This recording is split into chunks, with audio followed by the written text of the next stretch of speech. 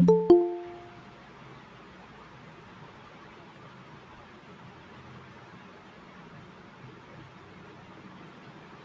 നമ്മൾ കഴിഞ്ഞ ദിവസം ഡിസ്കസ് ചെയ്യാൻ ഉദ്ദേശിച്ചിരുന്ന ഡെവലപ്മെന്റ് ബയോളജി ആണ് ഇന്ന് ഡിസ്കസ് ചെയ്യുന്നത്.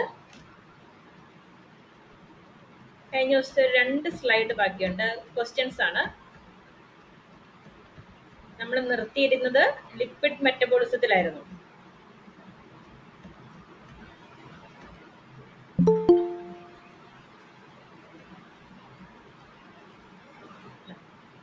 ഈ ഒരു ടേബിൾ പറഞ്ഞത് ഓർമ്മയുണ്ടല്ലോ?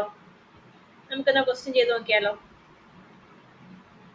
ലിപ്പോലൈസിസ് പ്രധാനമായും സംഭവിക്കുന്നത് ഇവയിലാണ്. ഏതിലാണ്? ലിപ്പോലൈസിസ് ആണ്. ലിപ്പോലൈസിസ് കരൾ, പേശി, അഡിപ്പോസ് ടിഷ്യൂ, വൃക്ക ആണ് സി.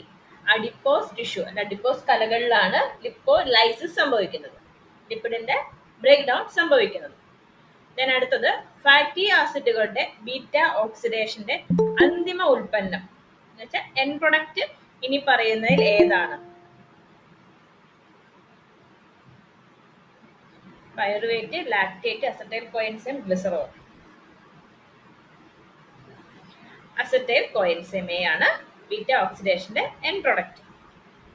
ഇതാണ് പിന്നെ നമ്മുടെ ക്രെബ്സ് സൈക്കിളിലേക്കൊക്കെ പോയി എനർജി തരുന്നത്. അടുത്തത് ഏത് ഹോർമോൺ ആണ് ലിപ്പോജെനിസിസിനെ, ലിപ്പിഡ് ഫോം ചെയ്യാൻ വേണ്ടി ഉത്തേജിപ്പിക്കുന്നത്? ഏത് ഹോർമോൺ ലിപ്പോജെനിസിസിനെ ഉത്തേജിപ്പിക്കുന്നത് ചോദിക്കുന്നത്? Glucagon, epinephrine, cortisol, insulin.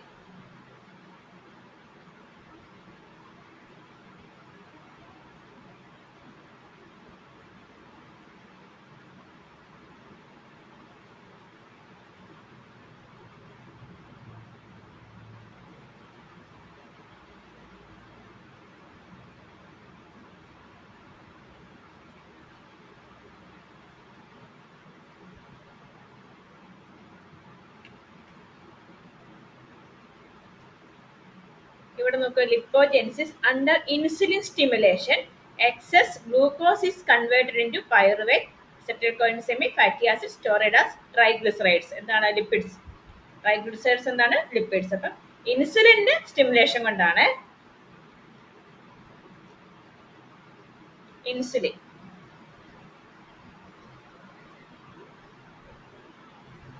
Okay, ഏത് അവയവത്തിലാണ് കീറ്റോജെനിസിസ് സംഭവിക്കുന്നത്? കീറ്റോജെനിസിസ് കീറ്റോ ബോഡീസ് ഉണ്ടാവും, അതിന്റെ ബ്രേക്ക് ഡൗൺ എവിടെ വെച്ച് നടക്കുന്നത്?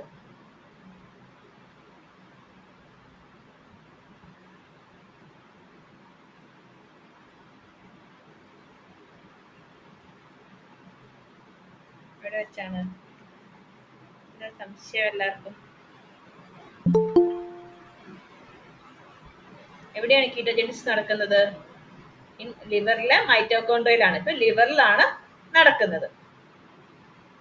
വാക്ക് ഏതാണെന്ന് ശ്രദ്ധിച്ച് നോക്കിയിട്ട് വേണം ആക്കാൻ. കീറ്റോജെനിസിസ് ആണ്. അപ്പൊ കരളിലാണ്. കീറ്റോജെനിസിസ് ആണ്. കീറ്റോൺ ബോഡികൾ ഇനി പറയുന്ന ഒഴികെയുള്ള എല്ലാത്തിനും ഊർജ സ്രോതസ്സായി വർത്തിക്കുന്നു. കീറ്റോൺ ബോഡികൾ താഴെ പറയുന്ന കുറച്ച് അവയവങ്ങൾക്ക് ഊർജം കൊടുക്കുന്നുണ്ട്. പക്ഷെ ഒന്നൊഴികെ ഏതാണ്? തലച്ചോറ്, ഹൃദയപേശികൾ, കരള്, അസ്ഥിക്കൂട പേശികൾ.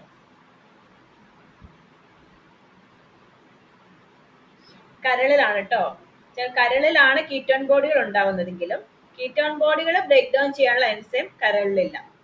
അവ കീറ്റോൺ ബോഡികൾ ഉണ്ടാവുന്നേ ഉള്ളൂ. അത് ഒരു ഊർജ സ്രോതസ്സായിട്ട് വർത്തിക്കാനുള്ള എൻസൈം കരളില് ആബ്സെന്റ് ആണ്. അതുകൊണ്ട് കരളിലൊരു എനർജി സോഴ്സ് ആയിട്ട് പറയാൻ പറ്റില്ല. കരളിൽ നിന്നുണ്ടായി മറ്റു ഭാഗങ്ങളിലേക്ക് ചെന്ന് അവിടെ ഇത് ബ്രേക്ക് ഡൗൺ ചെയ്ത് അവിടെ എനർജി കൊടുക്കുകയാണ് ചെയ്യുന്നത്. ഇത്രയും ക്വസ്റ്റ്യൻസ് ആണ് ലിപ്പിഡ് മെറ്റബോളിസം ചെയ്യാനുണ്ടായിരുന്നത്. നമ്മൾ അടുത്ത സെക്ഷനിലേക്ക് പോവുകയാണ്. ഇന്നത്തെ മെയിൻ ഡെവലപ്മെന്റൽ ബയോളജി.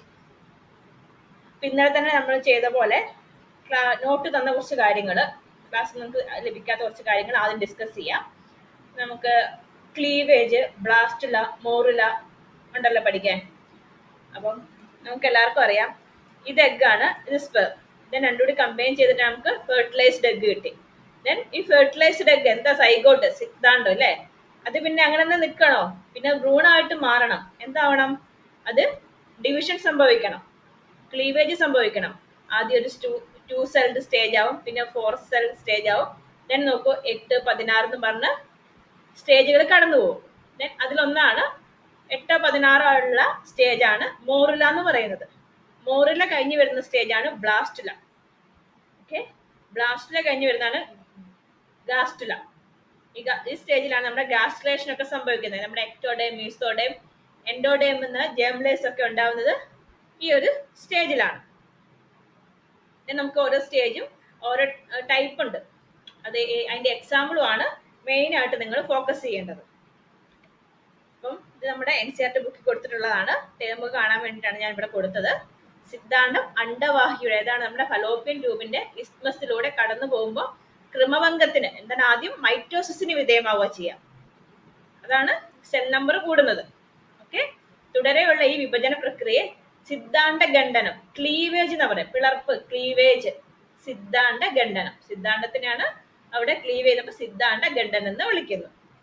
തുടർന്നത് ഗർഭാശയത്തിലേക്ക് നീങ്ങുമ്പോൾ 2, 4, 8, 16 എന്നീ ക്രമത്തിൽ പുത്രികാ കോശങ്ങൾ, ഡോക്ടർ സെൽസ് വർദ്ധിക്കുന്നു അല്ലെ, സെൽസിന്റെ എണ്ണം വർദ്ധിക്കുന്നു.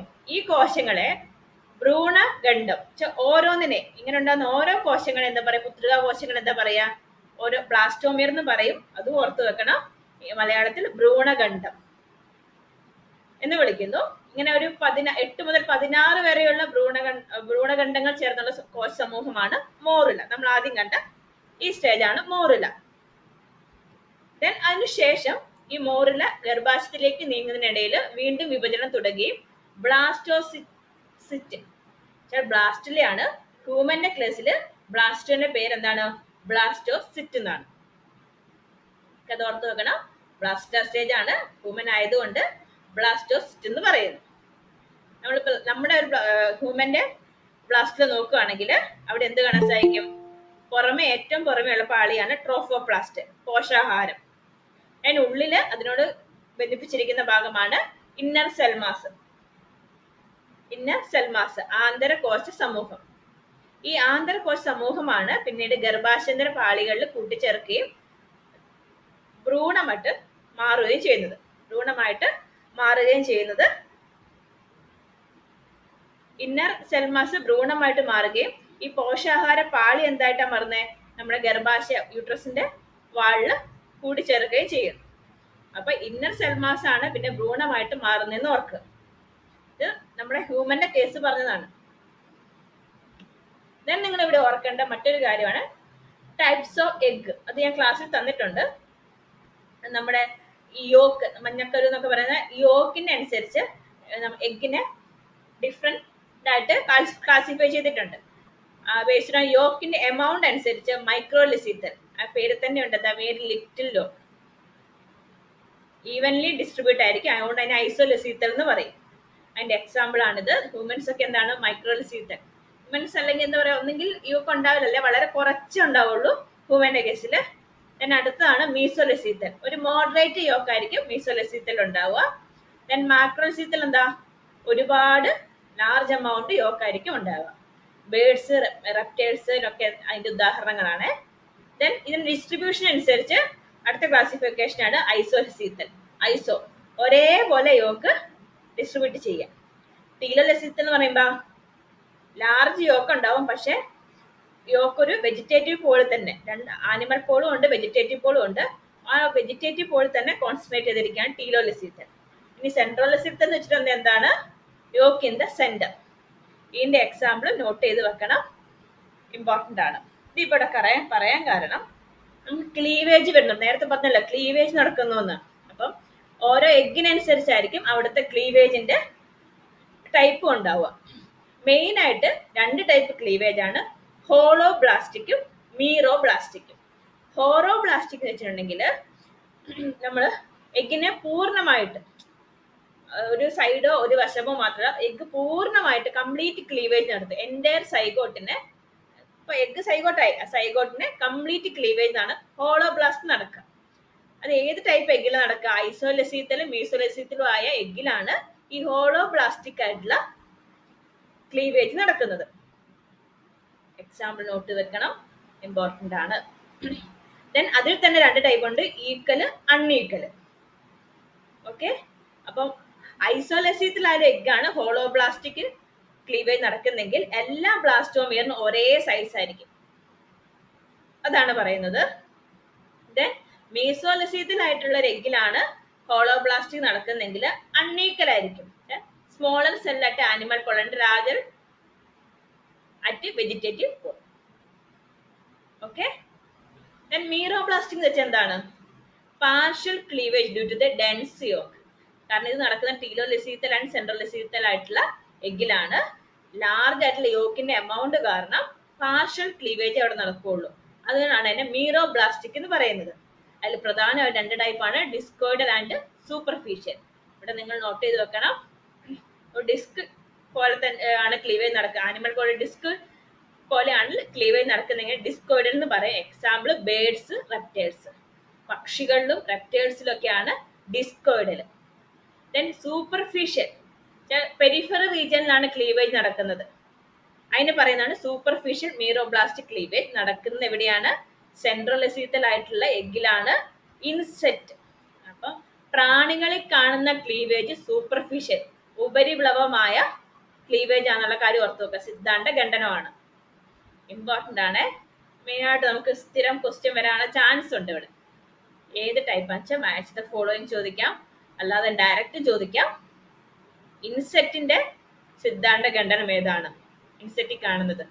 അപ്പം മീറോബ്ലാസ്റ്റിക് സൂപ്പർഫിഷ്യൽ ക്ലീവേജ്, അങ്ങനെ തന്നെ പഠിച്ചു വെക്കും. ക്ലിയർ ആണോ?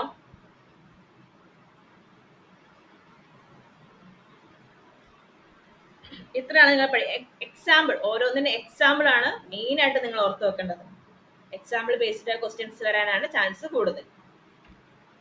ദെൻ അതേപോലെ തന്നെയാണ് ഇവിടെ കൊടുത്തത്, ഇത് ഹോളോബ്ലാസ്റ്റിക് പെടുന്ന ക്ലീവേജുകൾ തന്നെയാണ്. അതിൽ ഇവിടെ നോട്ട് ചെയ്ത് വെക്കേണ്ട റൊട്ടേഷണൽ, നമ്മള് മനുഷ്യന്മാർക്ക് എങ്ങനെയാണ് ഹോളോബ്ലാസ്റ്റിക് റൊട്ടേഷണൽ ക്ലീവേജ് ആണെന്നുള്ള കാര്യം ഓർത്ത് വെക്കുക. ഓക്കെ, അതേപോലെ സ്പൈറൽ കാണുന്നതിൻ്റെ അകത്താണ് അനഡിലേഡും മുളുസ്കേലുമാണ് സ്പൈറൽ ഹോളോബ്ലാസ്റ്റിക് ക്ലീവേജ് കാണുന്നത്. ഇതെങ്ങനെ ക്ലീവ് ചെയ്യുന്നത് അത് നിങ്ങൾ ഓർത്ത് വെക്കും വേണ്ട. അതിന്റെ ആ സ്പൈറൽ ഹോളോബ്ലാസ്റ്റിക് ക്ലീവേജ് ഓർത്ത് വെക്കുക. അതിന്റെ ആ ക്ലീവ് ചെയ്യുന്ന മോഡൽ അനുസരിച്ചാണ് ആ പേര് വന്നത്. ഒബ്ലിക് ക്ലീവേജ് പ്ലെയിൻസ് ആയിരിക്കും. ഇപ്പം ബ്ലാസ്റ്റോമിയർ ഒരു സ്പൈറൽ അറേഞ്ച്മെന്റ് ആയിരിക്കും. ദെൻ അതിന്റെ എക്സാമ്പിൾ ആണ് നോട്ട് ചെയ്ത് വെക്കേണ്ടത്. ഓക്കെ, മനുഷ്യന്മാരെ റൊട്ടേഷണൽ ഹോളോബ്ലാസ്റ്റിക് ആയിരിക്കും എന്നുള്ള കാര്യം ഓർത്ത് വെക്കുക. കുറച്ച് ക്വസ്റ്റ്യൻസ് ചെയ്യാം. ഹോളോബ്ലാസ്റ്റിക് സിദ്ധാന്ത ഖണ്ഡനത്തിൽ പിളപ്പിൽ മുട്ട വിഭജിക്കുന്നത് എങ്ങനെയാണ്? ഹോളോബ്ലാസ്റ്റിക് ക്ലീവേജിൽ എങ്ങനെയാണ് എഗ് വിഭജിക്കുന്നത്, അല്ലെ സിദ്ധാന്തം വിഭജിക്കുന്നത്? ആനിമൽ ധ്രുവത്തിൽ മാത്രം പൂർണ്ണമായും ബ്ലാസ്റ്റോമിയറുകളായി, ചുറ്റളവിൽ മാത്രം അസമമായി, എന്ന് വെച്ചാൽ എന്താണ്? അൺഈക്വൽ ആയി എന്നാണ് ഉദ്ദേശിച്ചത്. മഞ്ഞക്കറിന്റെ ഭൂരിഭാഗം കേടുകൂടാതിരിക്കും. ഏതാണ്? പൂർണ്ണമായും ബ്ലാസ്റ്റോമിയറുകളായിട്ടാണ് ഹോളോബ്ലാസ്റ്റ് പിളപ്പിൽ സിദ്ധാന്ത ഖണ്ഡനത്തില് ക്ലീവേജ് നടക്കുന്നത്. ഓക്കെ, ദെൻ താഴെ പറയുന്നവരിൽ ഏത് ജീവിയിലാണ് ഡിസ്കോയിഡൽ മീറോബ്ലാസ്റ്റിക് സിദ്ധാന്ത ഖണ്ഡനം കാണിക്കുന്നത്? ഡിസ്കോയിഡൽ മീറോബ്ലാസ്റ്റിക് ആംഫിയോസിസ്, തവള, കോഴി, കടൽച്ചേന. ഏതാണ്? കോഴി അല്ലേ. നമ്മളിപ്പോ ബേഡ്സിലാണ് മീറോബ്ലാസ്റ്റ് ഡിസ്കോയിഡൽ കാണുന്നത്. ഓർത്തോർമ്മ ഏതാണ് ബേർഡ് തന്നിരിക്കുന്നത്? കോഴിയാണ്. ഓക്കെ, കോഴിയിലും അതേപോലെ ബേഡ്സിലും റെപ്റ്റൈൽസിലും ആണ്. റെപ്റ്റൈൽസിന്റെ പേരൊന്നും ഇതിനകത്തില്ല. ദെൻ അടുത്താണ് പ്രാണികളിലെ പിളർപ്പ് സിദ്ധാന്ത ഘടനം ഏതാണ്? ഹോളോബ്ലാസ്റ്റിക് തുല്യം, മീറോബ്ലാസ്റ്റിക് ഡിസ്കോയിഡൽ, മീറോബ്ലാസ്റ്റിക് ഉപരിപ്ലവം, സർപ്പിളം.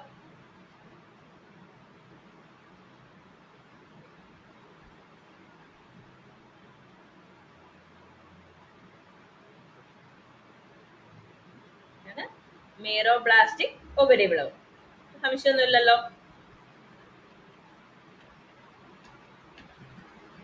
അടുത്ത ക്വസ്റ്റ്യൻ, ഐസോലെസീത്തൽ മുട്ടയുള്ള ഒരു സൈഗോട്ട് ഏറ്റവും സാധ്യതയുള്ളത് ഏത് തര സിദ്ധാന്ത ഖണ്ഡനമാണ്?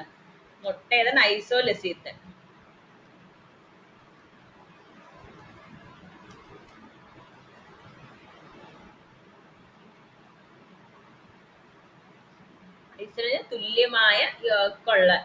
തുല്യമായി ഡിസ്ട്രിബ്യൂട്ട് ചെയ്ത യോക്കുള്ള എഗ്ഗാണ്. ഇങ്ങനെ ആയിരിക്കും, തുല്യ ഹോളോബ്ലാസ്റ്റിക് സിദ്ധാന്ത ഖണ്ഡനമായിരിക്കും ഉണ്ടായിരിക്കും. ഞാൻ അടുത്തത്, സസ്തനികളിൽ സാധാരണയായി കാണപ്പെടുന്ന സിദ്ധാന്ത ഖണ്ഡനം ഏതാണ്? സസ്തനി നമ്മൾ മനുഷ്യന്മാരിലൊക്കെ കാണുന്ന സസ്തനികളിൽ ഏതാണ്? Spiral determinate discoidal meroblastic, rotational holoblastic, superficial മീറോബ്ലാസ്റ്റിക്.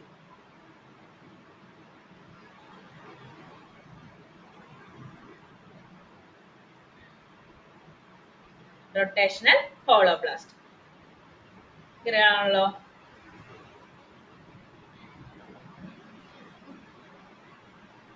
ഞാൻ അടുത്ത ക്വസ്റ്റ്യൻ, സ്പൈറൽ സിദ്ധാന്ത ഖണ്ഡനം ഇവയുടെ സവിശേഷതയാണ്. സ്പൈറൽ ആയിട്ട് എവിടെയാണ് ക്ലീവേജ് നടക്കുന്നത്? ഏത് എക്സാമ്പിളാണ്? മോളുസ്കുകളും അനിലിടകളും ഉഭയജീവികളും എക്കിനോഡെർമകളും ഉരകങ്ങളും പക്ഷികളും പ്രാണികളും സസ്തനികളും. ഇതാണ് മൊളുസ്കുകളും അനിലിടകളും. കറക്റ്റ് ആണ്. ഞാൻ അടുത്തത്, മീറോബ്ലാസ്റ്റിക് സിദ്ധാന്ത ഖണ്ഡനം ഏത് തരം മുട്ടയിലാണ് സംഭവിക്കുന്നത്? മീറോബ്ലാസ്റ്റിക് മൊത്തത്തിൽ മീറോബ്ലാസ്റ്റിക് ഐസോലെസീത്തലാണോ, മീസോലെസീത്തലാണോ, ടീലോലെസീത്തലാണോ, അലെസീത്തലാണ്? നോക്കില്ല.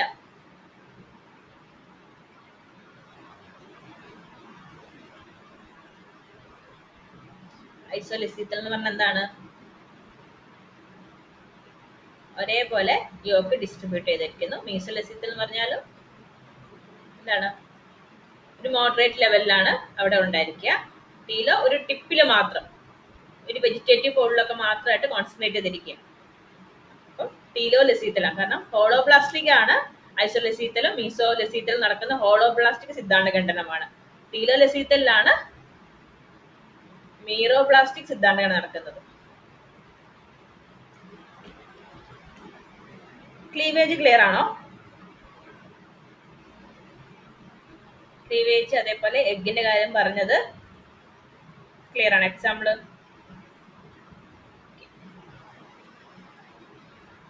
നമ്മളിപ്പം പറഞ്ഞെന്താ? ക്ലീവേജ് കഴിഞ്ഞു. മോറുല സ്റ്റേജിൽ നിന്ന് കഴിഞ്ഞ് ഇനി അടുത്തതിലേക്ക് വരികയാണ് ബ്ലാസ്റ്റുല. അല്ലെ, ക്ലീവേജ് നടന്നുകൊണ്ടിരിക്കുകയാണ്. ബ്ലാസ്റ്റുല പ്രത്യേകം എന്താ? മോറുലനെ വെച്ച് നോക്കും ബ്ലാസ്റ്റുലയ്ക്ക് എന്താ ഒരു പൊള്ളയായ ഗോളാകൃതിയിലുള്ള സ്ട്രക്ചർ ആണുള്ളത്. മോറുലയെ പിന്തുടരുന്ന പൊള്ളയായ ഗോളാകൃതിയിലുള്ള ഭ്രൂണഘട്ടമാണ് ബ്ലാസ്റ്റുല. ബ്ലാസ്റ്റോസിയൽ എന്നറിയപ്പെടുന്ന ദ്രാവകം നിറഞ്ഞ അറയുടെ സാന്നിധ്യം ഇതിന്റെ സവിശേഷതയാണ്. ഇതിനുള്ളിൽ എന്തുണ്ട്? ഒരു ബ്ലാസ്റ്റോസിയർ ഉണ്ട്. മോറുല ഗർഭാശയത്തിലേക്ക് പ്രവേശിക്കുകയും ആ ഗർഭാശയ അറയിലുള്ള ദ്രാവകം ഉണ്ടല്ലോ, ഈ ബ്ലാസ്റ്റോമിയർ ഡിവൈഡ് ചെയ്തിങ്ങനെ ഇരിക്കുന്ന സെല്ലുകളുടെ ഇടയിലേക്ക് കയറും. ബ്ലാസ്റ്റോമിയർ എന്നാണ് ഭ്രൂണഖണ്ഡത്തിനിടയിലേക്ക് കയറുകയും ഈ കോശങ്ങളെ വേർതിരിക്കുകയും അതേപോലെ തന്നെ ബ്ലാസ്റ്റോസിയൽ അറ രൂപപ്പെടുകയും ചെയ്യുന്നു. ഇതാണ് അവിടെ സംഭവിക്കുന്നത്. ഓക്കെ, അപ്പൊ നിങ്ങൾ ഇവിടെ നോക്കേണ്ടത്, ഇവിടെ നോക്കൂ, സീലോബ്ലാസ്റ്റുല, സ്റ്റീരിയോബ്ലാസ്റ്റുല, പെരിബ്ലാസ്റ്റുല, ഡിസ്കോബ്ലാസ്റ്റുല, അതേപോലെ ആംഫിബ്ലാസ്റ്റുല. ഇത് നമ്മുടെ ബ്ലാസ്റ്റോസിസ്റ്റ് മനുഷ്യന്മാരുടെ ഇതും ബ്ലാസ്റ്റുലയാണ്. ഇത്രയും ടൈപ്പ് ബ്ലാസ്റ്റുല പഠിക്കാനുണ്ട്. ടൈപ്പ് നമ്മൾ സിലബസിൽ എടുത്തു പറയുന്നതുകൊണ്ടാണ് ടൈപ്പ് പഠിക്കാൻ പറയുന്നത്. അപ്പോൾ ഓരോന്നും അതിന്റെ എക്സാമ്പിളും ഇമ്പോർട്ടൻ്റ് ആണ്. സീലോബ്ലാസ്റ്റിന്റെ പ്രത്യേകത എന്താണ്? കണ്ണൂര് ഹോളോ സ്പിയർ ഓഫ് സെല്ലാണ്. സെന്ററിൽ അറയുണ്ട്, അതിന്റെ സൈഡിൽ കൂടെ എന്താണ് നമ്മുടെ സെല്ല് കാണാൻ പറ്റും. ഇതാണ് സീലോബ്ലാസ്റ്റ്. അതിന്റെ എക്സാമ്പിൾ സീ അർച്ചിൻ, ആംഫിയോസിസ്. ബ്രാങ്കിയോസ്റ്റോമ എന്നുള്ള പേരോട് ഓർക്കണേ ഇതിന്. സീലോബ്ലാസ്റ്റില കഴിഞ്ഞ് സ്റ്റീരിയോബ്ലാസ്റ്റിന്റെ പ്രത്യേകത എന്താ? ഈ എന്തല്ല, ബ്ലാസ്റ്റോസീൽ ഇല്ല, മൊത്തത്തിൽ സെല്ലാണ് കാണുന്നത്. സോൾഡ് ബോൾ ഓഫ് സെൽസ്, അതിനാണ് സ്റ്റീരിയോബ്ലാസ്റ്റില എന്ന് പറയുന്നത്. മൊളുസ്കയിലും അനിലിഡയിലും കാണുന്ന എന്താണ്? സ്റ്റീരിയോബ്ലാസ്റ്റിലയാണ്. ഡിസ്കോബ്ലാസ്റ്റുല, വെച്ചാൽ ഇവിടെ നിങ്ങൾ കണ്ടു കാണും. ഇത് കണ്ടോ, ഡിസ്കിന്റെ ആകൃതിയിൽ എന്ത് കാണാൻ സാധിക്കും? ബ്ലാസ്റ്റില ഫാക്ടിൻ ഡിസ്കാണ് യോക്ക്. ബേഡ്സിലും റെപ്റ്റൈൽസിലും ഫിഷിലും കാണുന്ന ഡിസ്കോബാസ്കിലിയാണ്. ദെൻ പെരിബ്ലാസ്കിലി എന്താ? ഒരു peripheral layer around central yolk. ഇതാണ് സെൻട്രൽ യോക്കാണ്, അതിന് ചുറ്റും ഒരു പെരിഫറൽ ലെയർ കാണാൻ പറ്റും സെല്ലിന്റെ, അതാണ് പെരിബ്ലാസ്റ്റില. അപ്പം അതെന്തിനാ? ഇൻസെറ്റില്. ഇൻസെറ്റിൽ എന്തൊക്കെയാ പഠിക്കേണ്ടത്? പെരിബ്ലാസ്റ്റിലാണ്. മീറോബ്ലാസ്റ്റിക് സൂപ്പർഫിഷ്യൽ ക്ലീവേജ് ആണ്. ഉള്ള കാര്യം ഓർത്ത് വെക്കുക, ഇമ്പോർട്ടന്റ് ആണിത്. ഇനി ആംഫിബ്ലാസ്റ്റില, നമ്മൾ അതിൽ തന്നെ ഉണ്ട് ആംഫിബിയൻസ് കാണുന്നത്, ഫ്രോഗിലൊക്കെ കാണുന്നതാണ്. 2 ടൈപ്പ് സെൽസ് ഉണ്ടാവും കണ്ടോ, മൈക്രോമിയറും മെഗാമിയറും. ബ്ലാസ്റ്റോസീലിയന്റെ സെന്ററിൽ ആണ് ആംഫിബ്ലാസ്റ്റിലാന്ന് പറയുന്നത്. ഇത് നമ്മുടെ ഹ്യൂമന്റെ കേസ്. എന്തുണ്ട്? ട്രോഫോപ്ലാസ്റ്റ് കോശാഹാരം, അതേപോലെ ആന്തര കോശ സമൂഹം. ഇവിടെ നിങ്ങൾ ഫോക്കസ് ചെയ്യേണ്ടത് ഓരോ ടൈപ്പ് ബ്ലാസ്റ്റില, ദെൻ അതിന്റെ എക്സാമ്പിൾ. മൊത്തത്തിൽ ഈ ക്ലീവേജും ഇവിടെ കൊടുത്തിട്ടുണ്ട്, നിങ്ങൾക്ക് റെഫർ ചെയ്യാൻ വേണ്ടിയിട്ട്. ദെൻ ബ്ലാസ്റ്റോസേജ് കഴിഞ്ഞ് അടുത്ത എങ്ങനെയാണ്? നമ്മൾ ജെംലേഴ്സ് ഫോം ചെയ്യണം അല്ലേ? നമ്മുടെ ഓരോ അവയവങ്ങളും ഉണ്ടാവുന്ന ഓരോ ജെംലേഴ്സ് എന്നാണ്. ആ ജെംലേഴ്സ് ഫോം ചെയ്യുന്നത് എങ്ങനെയാണ്? ഗാസ്ട്രലേഷൻ വഴിയാണ്. ഓക്കെ, പല ടൈപ്പ് ഗാസ്ട്രലേഷൻ ഉണ്ട്. പല ടൈപ്പ് എന്നല്ല, ഡ്യൂറിങ് ഗാസ്ട്രലേഷൻ പല ടൈപ്പ് സെൽ മൂവ്മെന്റ്സ് ഉണ്ട്. അതാണ് നമുക്കിവിടെ പഠിക്കാനുള്ളത്. Invagination, involution, ingression, delamination, epiboly. Okay, invagination സംഭവിക്കുന്നത്, നിങ്ങളൊരു റബ്ബർ ബോൾ എടുത്തിട്ട് നമ്മുടെ ഒരു വെള്ളം കൊണ്ട് ഇങ്ങനെ കുത്തുകയാണ്. അപ്പൊ ആ മുകളിലുള്ള നമ്മൾ കുത്തുന്ന ഭാഗം ഉള്ളിലേക്ക് പോകും. ഇവിടെ അത് സംഭവിക്കുന്നത് മുകളിലുള്ള സെല്ലിന്റെ ഷീറ്റ് എംബ്രിയോന്റെ ഉള്ളിലേക്ക് ഫോൾഡ് ചെയ്യുക. അങ്ങനെയാ. അതിന്റെ എക്സാമ്പിൾ ആണ് സീ അർച്ചിന്റെ എൻഡോഡേം ഉണ്ടാവുന്നത് ഇൻവാജിനേഷൻ വഴിയാണ്. അപ്പോൾ ഈ എക്സാമ്പിൾ നിങ്ങൾ ഓർത്ത് വെക്കണം. ഇൻവാജിനേഷൻ വഴി ഉണ്ടാവുന്ന എക്സാമ്പിൾ ആണ് സീ അർച്ചിന്റെ എൻഡോഡേം. ഓക്കെ, ദെൻ അടുത്താണ് involution. Turning in of sheet over the basal surface of a outer layer. Outer ലെയറിന്റെ അടിഭാഗത്ത് ടേൺ ചെയ്തുകൊണ്ട് ഒരു അടുത്ത സെൽ ഷീറ്റ് വരിക. കണ്ടോ, ടേൺ ചെയ്ത് വരുന്നതാണ്. അപ്പം രണ്ടാമത്തെ ലെയർ ആയിട്ട് വരുന്നത്. അപ്പൊ തന്നെ ഊഹിക്കുക അവിടെ മീസോഡേം ആയിരിക്കും ഉണ്ടാവുക. ആംഫിബിയന്റെ മീസോഡേം ഉണ്ടാവുന്ന ഇൻവല്യൂഷൻ വഴിയാണ്. ഇൻഗ്രഷൻ എന്താണ്? ഇൻഗ്രഷൻ സിമ്പിളാ പഠിക്കാൻ. ഇൻഡിവിജ്വൽ സെൽസ് നമ്മുടെ എംബ്രിയോന്റെ ഉള്ളിലേക്ക് മൂവ് ചെയ്യാം. Migration of individual cells into embryo, അതാണ് ഇൻഗ്രഷൻ. ഈ പേരുകൾക്ക് ഇങ്ങനെ തന്നെ പഠിച്ചവർക്ക് അങ്ങനെ തന്നെ വരാൻ ഉള്ളൂ. അതിന്റെ എക്സാമ്പിൾ അങ്ങനെ ഇൻഗ്രഷൻ നടക്കുന്നതുകൊണ്ടുണ്ടാവുന്ന ലെയർ അതാണ് സീ അർച്ചനില് മീസോഡേമും ഡ്രോസോഫിലയില് ന്യൂറോബ്ലാസ്റ്റും. ഓക്കെ, ഡി ലാമിനേഷൻ എന്താണ്? ഒരു ഷീറ്റ് 2 ഷീറ്റായി സ്പ്ലിറ്റ് ചെയ്യുക. കണ്ടോ, ഒരു ഷീറ്റ് 2 ഷീറ്റായി സ്പ്ലിറ്റ് ചെയ്യുന്നതിനാണ്, അല്ല മൈഗ്രേറ്റ് ചെയ്യുന്നതിനാണ് എന്ത് പറയുന്നത്? Delamination. Mammalian and bird hypoblast form ചെയ്യുന്നത് ഇങ്ങനെയാണ് കേട്ടോ, ഡിലാമിനേഷൻ ആണ്. എപ്പിബോളി എന്താണ്? നമ്മുടെ ഒരു ലെയറിന്റെ ഉണ്ടാവുള്ള ലെയറിന്റെ മുകളില് ഒരു സെല്ലും കൂടെ എക്സ്പാൻഡ് ചെയ്യാം. Expansion of one cell sheet over the other cell. ഇത് എക്സ്പാൻഡ് ചെയ്തതാണ്. അപ്പൊ എക്ടോഡേം ഫോർമേഷൻ ആണ്, ഏറ്റവും പുറമെയാണ് വരുന്നത്. അപ്പൊ നമുക്ക് ഊഹിക്കാൻ പറ്റും ഒരു എക്ടോഡേം ഫോർമേഷൻ ആണ് in amphibian, see urchin and ടൂണിക്കേറ്റ്സ്.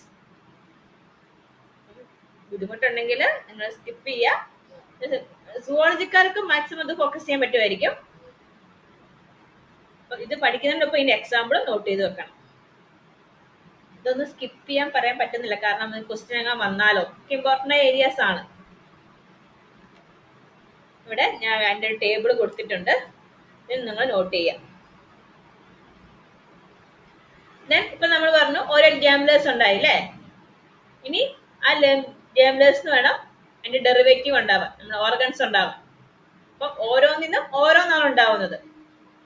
Ectoderm ഉണ്ടാവുന്ന ലിസ്റ്റാണ് ഈ കൊടുത്തിരിക്കുന്നത്. ഇമ്പോർട്ടൻ്റ് ആയ എങ്കിലും ഓർത്ത് വെക്കുക, എല്ലാം ഓർത്തില്ലെങ്കിലും. Epidermis of skin, hair, nail, നഖവും മുടിയും, അതേപോലെ നമ്മുടെ ചർമ്മത്തിന്റെ ഉപരിഭാഗവും ഒക്കെ ഉണ്ടാകുന്നത് എക്ടോഡേം എന്നാണ്. അതേപോലെ നമ്മുടെ nerve system, brain, spinal cord, nerves ഒക്കെ ഉണ്ടാകുന്നത് എവിടെ നിന്നാണ്? എക്ടോഡേം. ഇമ്പോർട്ടന്റ് ആണ്, നോട്ട് ചെയ്ത് വെക്കണം. ഐന്റെ ലെൻസ്, റെക്ടിന, പിറ്റ്യൂട്ടറി ഗ്ലാൻഡ് ഒക്കെ ഉണ്ടാകുന്ന എക്ടോഡ്, ഏറ്റവും പുറമേ ഉള്ള ജംലർ എന്നാണ് ഓർത്ത് വെക്കുക. അടുത്താണ് മീസോഡേം. മീസോഡേം എന്താണ് ഉണ്ടാവുന്നത്? നടുഭാഗത്തുള്ള ആ ജംലറിൽ നിന്ന് മസിൽസ്, ബോൺസ്, കാർട്ടിലേജ്, അതുപോലെ circulatory and excretory system note ചെയ്ത് വെക്കണേ. അതുപോലെ റീപ്രൊഡക്റ്റീവ് സിസ്റ്റം, നോട്ടോകോഡ് ഒക്കെ മീസോഡേം എന്നാണ് ഉണ്ടാവുന്നത്. അടുത്തത് എൻഡോഡേം ആണ്, ഏറ്റവും ഉള്ളിലുള്ള ലെയർ. ഉള്ളിലുള്ള ലെയറിൽ നിന്നാണ് ഡൈജസ്റ്റീവ് ട്രാക്കിന്റെ, റെസ്പിറേറ്ററി ട്രാക്കിന്റെ ഒക്കെ ലൈനിങ് ഉണ്ടാവുന്ന എവിടെ നിന്നാണ്? എൻഡോഡേം എന്നാണ്. ലിവർ, പാൻക്രിയാസ്, യൂറിനറി ബ്ലാഡർ, അതിന്റെ ലൈനിങ് ഒക്കെ ഉണ്ടാവുന്ന എവിടെ നിന്നാണ്? എൻഡോഡേം. ലിവർ, പാൻക്രിയാസ് ഇവിടെ ഓർത്ത് വെക്കണം, ഇമ്പോർട്ടൻ്റ് ആണ്. അതേപോലെ ഇത് രണ്ടും, lining of digestive track and respiratory track.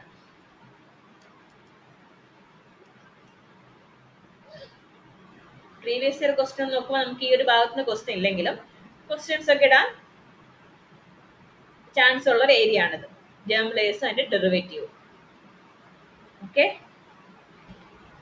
നമുക്ക് കുറച്ച് ക്വസ്റ്റ്യൻസ് ചെയ്ത് നോക്കാം. താഴെ പറയുന്നവയിൽ ഏത് ഘടനയാണ് എക്ടോഡേമിൽ നിന്ന് ഉരുത്തിരിഞ്ഞത്? എക്ടോഡേം.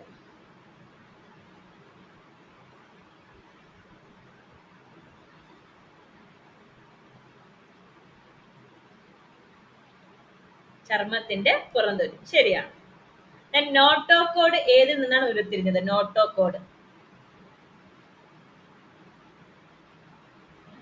എക്ടോഡേം, മീസോഡേം, എൻഡോഡേം, മുകളിൽ പറഞ്ഞവയല്ല. മീസോഡേം. ഇനി പറയുന്നവയിൽ ഏത് അവയവമാണ് എൻഡോഡേമിൽ നിന്ന് ഉരുത്തിരിഞ്ഞത്? നിങ്ങൾ മലയാളത്തിലാണ് എന്നുണ്ടെങ്കിൽ ഒന്ന് ഇംഗ്ലീഷിലൊക്കെ എഴുതി നോക്കണം. ഓക്കെ, എൻഡോ എക്ടോ ഒന്നും മാറിപ്പോകാൻ പാടില്ല കേട്ടോ.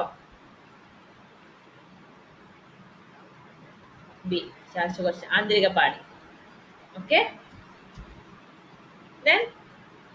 നമ്മുടെ ഊജെനിസിന്റെ, സ്പെർമാറ്റോജെനിസിന്റെ ഇമേജ് ആണ്. ഞാൻ നിങ്ങൾക്ക് NCERT ബുക്ക് തന്നുള്ള ഇമേജ് ആണ്. ഇവിടെ നമ്മൾ മെയിൻ ആയിട്ടൊന്ന് അറിഞ്ഞിരിക്കേണ്ടത് ആ ഒരു ഫ്ലോ ചാർട്ട് ഒന്ന് അറിഞ്ഞിരിക്കാം. അതേപോലെ ഇവിടെ തന്നിരിക്കുന്ന പുൻബീജ ജനകകോശം, പ്രാഥമിക ബീജകോശം, ദ്വിതീയ ബീജകോശം, സ്പെർമാറ്റിഡ്, ഇതിന്റെ ഒക്കെ പ്ലോയിഡ്. നമുക്കറിയാം നമ്മുടെ പ്ലാന്റിന്റെ എംബ്രിയോളജിയിൽ കഴിഞ്ഞ പ്രാവശ്യമൊക്കെ ചോദിച്ചാൽ എൻഡോസ്പെമിന്റെ പ്ലോയിഡ്, അതേപോലെ മറ്റ് കോശങ്ങളൊക്കെ പ്ലോയിഡ് ചോദിക്കും. ഇവിടെയും അത് ഇമ്പോർട്ടന്റ് ആണ്.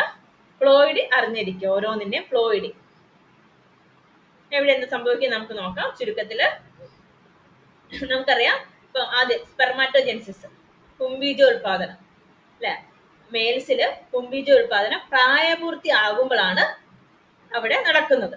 പ്രായപൂർത്തി ആകുമ്പോഴാണ് അവരുടെ പുംബീജ ജനകകോശം മൈറ്റോസിസിന് വിധേയമായി എന്തായി മാറുന്നത്? പ്രാഥമിക ബീജകോശത്തിലേക്ക് വരുന്നത്. ഇവിടെ നോക്കൂ, ഇതിപ്പോ 46 ആണ്, 2N ആണ്, ഡിപ്ലോയിഡ് ആണ്. അതിന് ക്രമഭംഗമാണ് സംഭവിക്കുന്നുള്ളൂ. എന്താ വെച്ചാൽ എന്താണ്? മൈറ്റോസിസ്. അത് നടന്നിട്ട് എന്ത് സംഭവിക്കുന്നു? 4 സെൽസ് ഉണ്ടാവുന്നു. ഇങ്ങനെ ഒരുപാട് പുംബീജ ജനകോശം ഉണ്ടാവും. ഇവിടെ ഒന്ന് മാത്രം എടുത്ത് കാണിച്ച് അതിൽ നിന്നൊന്ന് മാത്രം ഇവിടെ വീണ്ടും എടുത്ത് കാണിക്കുന്നുള്ളൂ. ഇതിനൊക്കെ സംഭവിക്കേ, ഒന്നിന് മാത്രമേ സംഭവിക്കുള്ളൂ എന്ന് വിചാരിക്കരുത്. അപ്പം പ്രാഥമിക ബീജകോശം എടുത്തു. ഇത് നമ്മൾ പ്രാഥമിക ബീജകോശമായിട്ട് എടുത്തു. അതിന്റെ പ്ലോയിഡ് എന്താണ്? ഒന്ന് കമന്റ് ചെയ്യാവോ? അതിന്റെ പ്ലോയിഡ് എന്താണ്? പുംബീജ ജനകോശത്തിന്റെ പ്ലോയിഡ് 2N ആണ്, 46 ആണ്. പ്രാഥമിക ബീജകോശത്തിന്റെ പ്ലോയിഡ് എന്താണ്? ഡിപ്ലോയിഡ് ആണ്. മാറിപ്പോയത് കാരണം അവിടെ നിലയ്ക്കൂ, അവിടെ എന്തോ ഡിവിഷൻ നടന്നിട്ടുണ്ട്. അപ്പം നേരെ പകുതിയേക്കാണ്. അങ്ങനെ വിചാരിക്കരുത്. അവിടെ നടന്നത് മൈറ്റോസിസ് ആണ്, മിയോസിസ് അല്ല. ഈ പ്രാഥമിക ബീജകോശത്തിന് ആദ്യ ഊനഭംഗ വിഭജനം നടക്കും. മിയോസിസ് 1 നടക്കും. ഓക്കെ, മിയോസിസ് 1 നടന്നു. അതിന്റെ രണ്ടാമത്തെ ഘട്ടം ഏതാണ്? രണ്ടാം ഊനഭംഗം, മിയോസിസ് 2. ആദ്യ ഊനഭംഗ സമയം നമുക്ക് എന്ത് കിട്ടി? ദ്വിതീയ ബീജകോശം കിട്ടി. ഈ ദ്വിതീയ ബീജകോശം മുതൽ എന്താണ്? കാരണം മിയോസിസ് 1 കഴിഞ്ഞു. അപ്പത്തെ ഇവിടെ എന്തായി? പ്ലോയിഡ് പകുതിയായി, ഹാപ്ലോയിഡ് ആയി, 23 ആയി. ഓക്കെ, ദെൻ അതിന് വീണ്ടും രണ്ടാമത്തെ ഊനഭംഗം നടക്കുന്നു. ദെൻ അപ്പൊ എന്തുണ്ടാകുന്നു? സ്പെർമാറ്റിഡ് ഉണ്ടാവുന്നു. ഇതൊക്കെ എന്താണ്? സ്പെർമാറ്റിഡ് ആണ്. അപ്പോൾ ഒരു ലോഡ് സ്പെർമാറ്റിഡ് ഉണ്ടാവും. ദെൻ അതിന് രൂപമാറ്റവും വികാസവും ഒക്കെ സംഭവിച്ച് നമ്മുടെ സ്പേംസ് ആയിട്ട് പുംബീജമായിട്ട് മാറും. പ്ലോയിഡ് മനസ്സിലായല്ലോ. ഡിംബീജ കോശം മുതലായിരിക്കും എന്ത് വരിക? പ്ലോയിഡ് പകുതിയായിട്ട് വരിക. പ്രാഥമിക ബീജകോശത്തിന് എന്താ? പ്ലോയിഡ് ഡിപ്ലോയിഡ് തന്നെയായിരിക്കും. ഊനഭംഗം കഴിഞ്ഞോ എന്നാലും നമുക്ക് പ്ലോയിഡിൽ ചേഞ്ച് ഉണ്ടാവുള്ളൂ. അപ്പൊ ഇവരുടെ കേസിൽ, മേൽസിന്റെ കേസിൽ എന്താ പറഞ്ഞത്? ഇവർക്ക് പ്രായപൂർത്തിയാകുമ്പോഴാണ് ഈ പുംബീജോൽപം നടക്കുന്നെങ്കിൽ നമ്മൾ നേരെ ഇങ്ങോട്ട് വരുമ്പോൾ ഊജെനിസിസിലേക്ക് വരുമ്പോൾ നമ്മൾ ഇപ്പം പെൺകുട്ടികള് നമ്മുടെ അമ്മയുടെ ഉദരത്തിൽ ഭ്രൂണമായിട്ട് വികസിക്കുമ്പോഴേ നമുക്ക് അവിടെ അണ്ഡകോശങ്ങൾ വികസിക്കുന്നുണ്ട്. ഓക്കെ, ഈ അണ്ഡകോശങ്ങൾ ഊസൈറ്റുകൾ, ഈ അണ്ഡകോശങ്ങൾക്ക് കൃമഭംഗം സംഭവിക്കും. ഭ്രൂണാവസ്ഥയിലാണ് ഇത് നടക്കുന്നത്, നമ്മുടെ ഭ്രൂണാവസ്ഥയിൽ. ഓക്കെ, എന്ത് സംഭവിക്കുന്നു? കൃമഭംഗം. ദെൻ അവിടെ ഉണ്ടാകുന്ന പ്രാഥമിക അണ്ഡത്തിന്റെ പ്ലോയിഡ് എന്തായിരിക്കും? നേരത്തെ പറഞ്ഞ തന്നെ ഹാപ്ലോയിഡ് ആയിരിക്കും. ഡിപ്ലോയിഡ് ആയിരിക്കും. ഡിപ്ലോയിഡ് 46 ക്രോമസോം ആയിരിക്കും ഉണ്ടായിരിക്കുക പ്രാഥമിക അണ്ഡത്തിന്, പ്രൈമറി ഊസൈറ്റിന്. ഈ പ്രൈമറി ഊസൈറ്റ് ആദ്യ ഊനഭംഗത്തിന് വിധേയമാകുമെങ്കിലും പ്രോഫേസ് 1 അറസ്റ്റ് ചെയ്യപ്പെടും. പ്രോഫേസ് 1 അറസ്റ്റ് ചെയ്യപ്പെടും. എപ്പോഴാണിത് ഈ അറസ്റ്റ് ചെയ്യപ്പെട്ട പ്രാഥമിക അണ്ഡം തിരിച്ചാവുന്നത്? അത് മിയോസിസ് 1 കംപ്ലീറ്റ് ആവുന്നത് ജനിച്ച് ബാല്യകാലം കഴിഞ്ഞ് പുവർട്ടി സ്റ്റേജിൽ എത്തുമ്പോൾ ആണ് നമ്മുടെ LH അതുപോലെ FSHന്റെ ഒക്കെ ഇൻഫ്ലുവൻസിന്റെ അത് ഇന്ന് സംഭവിക്കും. നമ്മുടെ പ്രോഫേസ് 1 നിന്ന സാധനം മിയോസിസ് 1 കംപ്ലീറ്റ് ആയി ദ്വിതീയ അണ്ഡകവും പ്രാഥമിക ധ്രുവ പിണ്ഡവും ഉണ്ടാവും. പ്രൈമറി പോളാർ ബോഡിനെ ഉദ്ദേശിക്കുന്നത്. ഓക്കെ, ദ്വിതീയ അണ്ഡകം എന്ത് ചെയ്യും? ഈ സെക്കൻഡറി ഊസൈറ്റ് അടുത്ത മിയോസിസ് 2ലേക്ക് കടക്കുമെങ്കിലും അടുത്ത അറസ്റ്റ് ഉണ്ടാവുന്നതാണ്. മിയോസിസ് 2ലേക്ക് കടന്നെങ്കിലും മെറ്റാഫേസ് 2 അറസ്റ്റ് ചെയ്യപ്പെടും. അത് ഈ ഓവുലേഷൻ ടൈമിലാണ് എന്ത് സംഭവിക്കുന്നത്? ഇത് മിയോസിസ് 2 സംഭവിക്കുന്നെങ്കിൽ ഓവുലേഷൻ ടൈമിൽ പുറത്തു വരുന്ന അണ്ഡം മെറ്റാഫേസ് 2 അറസ്റ്റ് ചെയ്യപ്പെട്ട അണ്ഡമായിരിക്കും, ആയിരിക്കും, ദ്വിതീയ അണ്ഡകമായിരിക്കും. അത് ഇപ്പൊ നമ്മുടെ ഓവുലേഷൻ ടൈമിൽ ആ അണ്ഡം പുറത്തു വരുവാണെങ്കിലും ഈ ഫെർട്ടിലൈസേഷൻ ഒക്കർ ചെയ്താൽ ഈ മെറ്റാഫേസ് എന്ത് ചെയ്യും? കംപ്ലീറ്റ് ചെയ്യും. മെറ്റാഫേസ് തുടർന്ന് വന്ന് മിയോസിസ് കംപ്ലീറ്റ് ചെയ്യും. മിയോസിസ് 2 കംപ്ലീറ്റ് ചെയ്ത് ഒരു അണ്ഡവും ഒരു ദ്വിതീയ ധ്രുവപിണ്ഡവും ഉണ്ടാവും. സെക്കൻഡറി പോളാർ ബോഡിയും ഉണ്ടാവും. ഇതാണ് മെച്യൂർ ആയിട്ടുള്ള ഓവം എന്ന് പറയുന്നത്. 2 മിയോസിസും കഴിഞ്ഞ മെച്യൂർ ആയിട്ടുള്ള അണ്ഡം. അപ്പൊ ഇവിടെ നമുക്ക് പ്രത്യേകത എന്താണ്? നമ്മൾ ഭ്രൂണാവസ്ഥയിലായിരിക്കുമ്പോഴേ നമ്മുടെ ഈ ഊജെനിസിസിനുള്ള പരിപാടികളൊക്കെ തുടങ്ങും. മിയോസിസിന്റെ 2 അറസ്റ്റ് സംഭവിക്കുന്നു. പ്രോഫേസ് 1 മെറ്റാഫേസ് 2 അറസ്റ്റ് സംഭവിക്കുന്നുണ്ട്. കൃത്യ സ്റ്റേജിൽ എന്താണ് കംപ്ലീറ്റ് ആവുള്ളൂ. ഞാൻ fertilisation biochemical and physiological changes എന്ന് പറയുന്ന നോട്ടിലുണ്ടല്ലോ, അതിൽ കറക്റ്റ് പറയുന്നുണ്ട് ഈ ഫെർട്ടിലൈസേഷൻ കഴിഞ്ഞ ഉടനെ ആണ് നമ്മുടെ അവിടെ ആ മെറ്റാഫേസിൽ നിന്ന് ദ്വിതീയ അണ്ഡം പോയി കംപ്ലീറ്റ് ആവുന്നത്. മെച്ചറാതെ ഓവ ആവുന്നത് അപ്പോഴാന്ന് പറയുന്നുണ്ട്. അപ്പൊ ഫെർട്ടിലൈസേഷൻ നടന്നാൽ മാത്രമേ നമ്മുടെ മിയോസിസ് 2 കംപ്ലീറ്റ് ആവുള്ളൂ. ക്ലിയർ ആണോ? ഇപ്പൊ സ്പെർമാറ്റോജൻസിസ് ഊജൻസിസ് നമ്മളെ വ്യത്യാസം ഒന്ന് മനസ്സിലായില്ലേ? അവർക്ക് പ്രായപൂർത്തിയാകുമ്പോഴാണ് ഇത് തുടങ്ങുന്നതെങ്കിൽ നമുക്ക് നമ്മുടെ ഭ്രൂണാവസ്ഥയിൽ തുടങ്ങും. അവർക്ക് ഇത് കണ്ടിന്യൂ ചെയ്ത് ഇങ്ങനെ പോവാണ്. നമുക്ക് പക്ഷെ 2 ബ്ലോക്ക് ഒക്കെ വരുന്നുണ്ട്. എന്നിട്ട് മാത്രം ഇത് കംപ്ലീറ്റ് ആവുള്ളൂ. അപ്പൊ ഇവിടെ പ്ലോയിഡി ഓർത്ത് വെക്കുക. പ്ലോയിഡി മറന്നു പോകരുത്, കൺഫ്യൂഷൻ ആവുന്ന രീതിയിലാണ്. അതുകൊണ്ടാണ് പ്ലോയിഡി ഓർത്ത് വെക്കുക. പ്രാഥമിക ബീജകോശത്തിനും എന്താണ്? ഡിപ്ലോയിഡ് ആണ്. ദ്വിതീയ ബീജകോശത്തിനാണ് ഹാപ്ലോയിഡ് വരുന്നത്. പിന്നെ അങ്ങോട്ട് ഹാപ്ലോയിഡ് ആണ്. പിന്നെ ഇത് രണ്ടും നോക്കൂ, സെക്കൻഡറി ഊസൈറ്റും സെക്കൻഡറി സ്പെർമാറ്റോസൈറ്റ് എന്താവും? സ്പേം ആവും. കമ്പൈൻ ചെയ്താൽ മാത്രമേ എന്താവുള്ളൂ? ഡിപ്ലോയിഡ് ആവുള്ളൂ. കണ്ടോ? ഫെർട്ടിലൈസേഷൻ കഴിഞ്ഞ ശേഷമാണ് അവിടെ സെക്കൻഡ് പോളാർ ബോഡിയും നമ്മുടെ മെച്യൂർ ആയിട്ടുള്ള ഓവവും കാണുന്നത്. നിങ്ങൾക്ക് റെഫർ ചെയ്യാൻ വേണ്ടി ഒരു ഇംഗ്ലീഷ് പടം കൊടുത്താണ് കേട്ടോ. ക്ലിയർ ആണോ?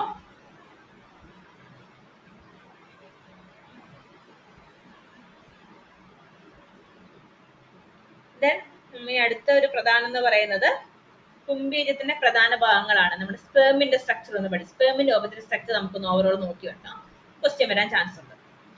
അപ്പോൾ നമുക്ക് ആദ്യം കാണാം ഇവിടെ ഹ്യൂമന്റെ സ്പേം. ഇവിടെ നോക്കൂ, ഒരു ഹെഡ് റീജിയൻ ഉണ്ട്. ഹെഡ് റീജിയൻ ഒരു ന്യൂക്ലിയസ് കാണാം. അതേപോലെ ഹെഡിന്റെ ഏറ്റവും ടോപ്പിൽ ഒരു തൊപ്പി പോലെ സ്ട്രക്ചർ അല്ലേ, അത് അക്രോസോം. ബീജാഗ്രം, ഇംഗ്ലീഷ് മലയാളത്തിൽ ബീജാഗ്രം എന്ന് പറയും, ഇംഗ്ലീഷിൽ അക്രോസോം. അക്രോസോം നമ്മൾ ക്വസ്റ്റ്യൻ പേപ്പറിൽ കണ്ടിട്ടുള്ളത് കേട്ടോ. പ്രീവിയസ് ഒരു ക്വസ്റ്റ്യൻ പരിശോധിച്ചപ്പോൾ അക്രോസോം എന്നാണ് വന്നിട്ടുള്ളത്. അപ്പൊ രണ്ടുപേരും ഓർത്ത് വെക്കുക, ബീജാഗ്രം, അക്രോസോം. ദെൻ ഹെഡ് കഴിഞ്ഞാൽ ഇവിടെ നെക്ക് പോർഷൻ ഉണ്ട്. ഇവിടെ നെക്ക് പോർഷൻ, കഴുത്ത് പോർഷൻ ഉണ്ട്. ദെൻ മിഡിൽ പീസ് ആണ് മധ്യഭാഗം. ഇതിൽ നമുക്ക് എന്താ കാണാൻ കഴിയുന്നത്? മൈറ്റോകോൺട്രിയ. മൈറ്റോകോൺട്രിയ പവർ സെല്ലാണ് അല്ലേ, ATP പ്രൊഡക്ഷൻ ആണ്. ഇതാണ് ഇവർക്ക് മൂവ് ചെയ്യാൻ, ഈ ഫ്ലജലിൽ ഉപയോഗിച്ച് മൂവ് ചെയ്യാനുള്ള ATP കൊടുക്കുന്ന ആരാണ്? മിഡ് പീസ് എന്നാണ്. ഓക്കെ, ഇതാണ് മെയിൻ ആയിട്ടുള്ള പോയിന്റ് ഓർത്ത് വെക്കേണ്ടത്. അക്രോസോം ഉണ്ട്. അക്രോസോമിൽ എന്താണ് അക്രോസോമിന് പ്രത്യേകത? അതിൽ ഹൈലറോണോറിഡേസ് അതേപോലെ തന്നെ അക്രോസിൻ തുടങ്ങിയ എൻസൈമുകളുണ്ട്. അവ നമ്മുടെ ഫെർട്ടിലൈസേഷൻ സമയത്ത് ഓവത്തിന്റെ ലെയേഴ്സിനൊക്കെ ബ്രേക്ക് ഡൗൺ ചെയ്ത് ഉള്ളിലേക്ക് കയറാൻ സഹായിക്കുന്ന എൻസൈമുകളാണ്. അക്രോസോമിന് അതിൻ്റെതായ വാല്യൂ ഉണ്ട്. ഓക്കെ, അതേപോലെ വലിയ ന്യൂക്ലിയസ് ഉണ്ട് ഹെഡിന്. ദെൻ ഈ നമ്മുടെ നെക്ക് പോർഷനിലുള്ളത് ഈ നമ്മുടെ വാൽ ടെയിൽ പോർഷൻ എന്നൊരു വികസനത്തിൽ, പക്ഷെ വാലിന്റെ ഫ്ലജല്ലേന്റെ വികസനത്തിൽ പങ്കെടുക്കുന്ന സെൻട്രിയോളുകളാണ് അവിടെ ഉള്ളത് കേട്ടോ. ദെൻ അടുത്ത ഇമ്പോർട്ടന്റ് ആയതാണ് മൈറ്റോകോൺട്രിയ അടങ്ങിയ മിഡ് പീസ്. ചലനത്തിന് ATP നൽകുന്ന മൈറ്റോകോൺട്രിയ എന്ന് വിളിക്കുന്ന മൈറ്റോകോൺട്രിയ കൊണ്ട് നിറഞ്ഞിരിക്കുകയാണ് മധ്യഭാഗം. ഒരു സർപ്പിള കവചത്താൽ ചുറ്റപ്പെട്ടിരിക്കുന്നത്. ഇതാണത്. ഇവിടെ അക്രോസോമും അതേപോലെ മൈറ്റോകോൺട്രിയയുടെ കാര്യം ഓർത്തു, മിഡ് പീസിന്റെ കാര്യം ഓർത്തു, ഇമ്പോർട്ടന്റ് ആണത്. ദെൻ ഇവിടെ വേറെ രണ്ട് കാര്യം ഓർത്തു വെക്കേണ്ടത്, ഓരോ ഭാഗങ്ങളും എവിടെ നിന്നാണ് വികസിച്ചത്. അതിൽ ഒന്ന് ഓർത്തില്ല, അക്രോസോം പ്രീവിയസ് ഇയർ ക്വസ്റ്റ്യൻ ആയിരുന്നു, അതുകൊണ്ടാണ് പറയുന്നത്. അക്രോസോം എവിടെ നിന്നാണ്? ബീജകോശത്തിന്റെ ഗോൾജി അപ്പാരറ്റസ് എന്നാണ് വികസിച്ചത്. നമ്മുടെ ഹെഡ് ന്യൂക്ലിയസ് അടങ്ങിയ ഹാപ്ലോ ന്യൂക്ലിയസ് എന്നാണ് അത് വികസിച്ചത്. അതേപോലെ മധ്യഭാഗം മൈറ്റോകോൺട്രിയ, സൈറ്റോപ്ലാസം നിന്ന് മൈറ്റോകോൺട്രിയ നിന്നാണ് വികസിച്ചെന്ന് ഓർക്കുക, ഇമ്പോർട്ടന്റ് ആണ്. ഈ രണ്ട് കാര്യങ്ങളും ഒന്ന് ഓർത്തു വെക്കുക. ഇതായിരുന്നു പ്രീവിയസ് ഇയർ ക്വസ്റ്റ്യൻസ്. കഴിഞ്ഞ വർഷത്തിന് അനുപത്തിയാണോ കണ്ടിട്ടുണ്ടായിരുന്നത്. ഓക്കെ, ദെൻ അടുത്ത് നമ്മുടെ ഓവത്തിന്റെ സ്ട്രക്ചർ ആണ്. ഓവത്തിന്റെ നിങ്ങൾക്ക് ഇമേജ് തന്നെ കാണാൻ സാധിക്കും. ഒരു ന്യൂക്ലിയസ് ഉണ്ട്. ദെൻ അതിന്റെ സൈറ്റോപ്ലാസം, ഓപ്ലാസം എന്നൊക്കെ പറയും. ഒരുപാട് യോക്കും മൈറ്റോകോൺട്രിയ, DNA, പ്രോട്ടീനുകളൊക്കെ അടങ്ങിയ, നമുക്കറിയാം നമ്മുടെ ഫെർട്ടിലൈസേഷന് ശേഷം നമ്മുടെ എഗ്ഗിന്റെ പോഷകാഹാരങ്ങൾ യൂട്ടിലൈസ് ചെയ്തിട്ടാണ് ആദ്യകാലത്ത് ഭ്രൂണത്തിന്റെ വികസനം നടക്കുന്നത്.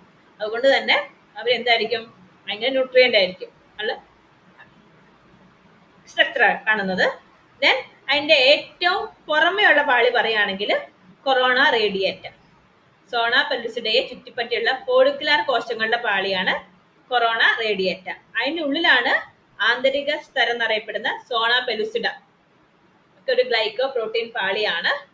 ഇതാണ് നമ്മുടെ ബീജബന്ധനത്തിച്ച ഫെർട്ടിലൈസേഷൻ സമയത്ത് ഉൾപ്പെടുന്നത്.